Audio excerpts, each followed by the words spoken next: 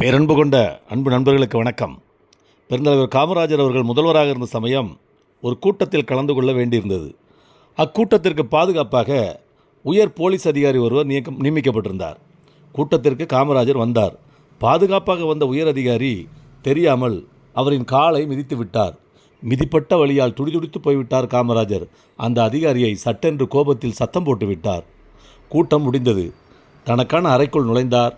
தன் உதவியாளரிடம், கூட்டத்திற்கு எனக்கு பாதுகாப்பாக வந்த அந்த போலீஸ் அதிகாரியை கூட்டிட்டு வாப்பா என்று சொன்னார். அந்த போலீஸ் அதிகாரி பயந்து கொண்டே அறைக்குள் நுழைந்தார். போலீஸ் அதிகாரியை பார்த்து காமராஜர் சொன்னார், வாப்பா, நீ தெரியாமல் தான் என் காலை மிதிச்ச.